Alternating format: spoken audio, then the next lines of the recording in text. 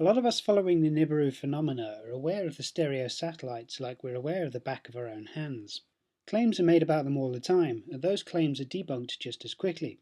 A while ago I decided to make a video of 7 months worth of images from Stereo B's HI1 instrument, showing just how often image artifacts occur, how commonplace diffraction off the baffle edges is, how peaceful the view is from way out there, looking back across the solar system.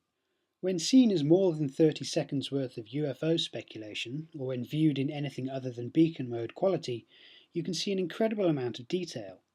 You can see the planets, of course, and you can see the very things the instruments were designed to detect, CMEs and the like. And as I mentioned, you can see background stars and galaxies. What I also mentioned, though, was that those background stars weren't the focus of the mission. They might as well be the decorative backdrop to the solar system. Turns out that actually, the stereo satellite's view of these distant stars could be useful to us after all. A paper was published in early March where data from Stereo A's HO1 instrument was used to look for eclipsing binaries. Binary star systems whose orbits around each other are lined up in such a way that we can see when one star eclipses the other, reducing the brightness of the star system as we see it from our vantage point. What's more interesting is that this early set of results finds over 260 eclipsing binaries, over 120 of which aren't listed as such in the Simbad database. One of those 200-odd targets, HIP 92307, can be found somewhere around here. You'd never think to look, and indeed would have to process the data in a different way in order to highlight it.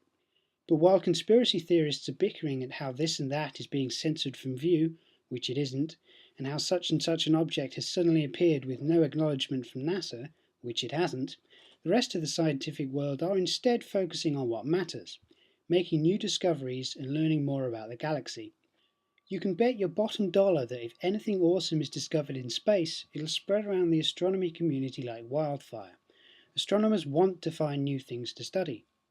Some of them have looked at stereo data in every way imaginable for the past 4 years. Have they seen Nibiru? Nope. But maybe, if the conditions are right, if the data gathered is great, maybe they'll find a planet orbiting another star in the galaxy, another exoplanet to add to the ever-expanding list of exoplanets. Another discovery, while we sit here trying to explain to Nibiru proponents that yes, it's Venus, or yes, it's normal. The material allowing you to learn about stereo is freely available from multiple resources. You can contact the people who built the instruments or process the data. You can find papers published using stereo data as part of their author's research. All you have to do is put in the effort to learn. And all proponents do instead is look at some pictures in ignorance.